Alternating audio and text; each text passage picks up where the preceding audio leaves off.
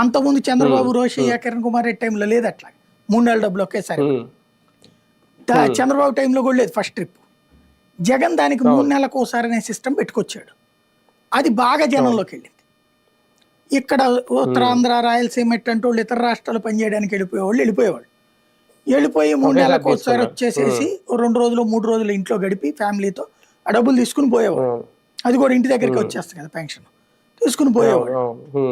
అది తర్వాత చివరిలో జగన్ ఏం చేశాడు మరి, ఏ అధికారుల పెత్తనంతో చెడగొట్టుకున్నాడో తెలియదు కానీ అది తీసేశాడు. ఏ నెలకి పెన్షన్ ఆ నెలే.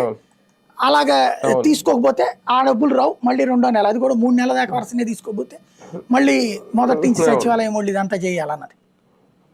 నోటికి వచ్చిన ముద్ద పోయినట్టయింది. అది మైనస్. జగన్ కి పెన్షనర్లు మైనస్ అదొకటి. 4,000 రూపాయలు అన్నది నమ్మారు వాళ్ళు చంద్రబాబు. ఆ 2 కూడా జగన్ మైనస్ అయినాయి. ఇప్పుడు కానీ ఒకటి సార్, తెలుగు రాష్ట్రాల్లో ప్రధానంగా సెంటిమెంట్ అస్త్రంగా మారిపోయింది పాదయాత్ర అనేది. అయితే 2019కి ఒకవేళ ఇప్పుడు కంపేర్ చేసుకుంటే జగన్ గారి ముందున్న అప్పుడంటే ఓకే నవరత్నాల పేరుతో వెళ్ళారు, ఓకే అప్పుడు మంచి ఇది కూడా వచ్చింది, సోషల్ మీడియా కానీ ఇదంతా బాగా కలిసి వచ్చింది. ఇప్పుడు కాస్తంత మీడియా కూడా ఆల్రెడీ ఇంకా దాని గురించి చెప్పుకోకర్లేదు, వన్ సైడ్ అనేది అందరికీ. ఇప్పుడు సాక్షి తప్ప వేరేది ఏమి లేదు. అంటే ఈ సమయంలో పాదయాత్ర నిర్ణయం సెంటిమెంట్ కోసమేనా, లేదు అప్పుడు గెలిచాం కాబట్టి కలిసి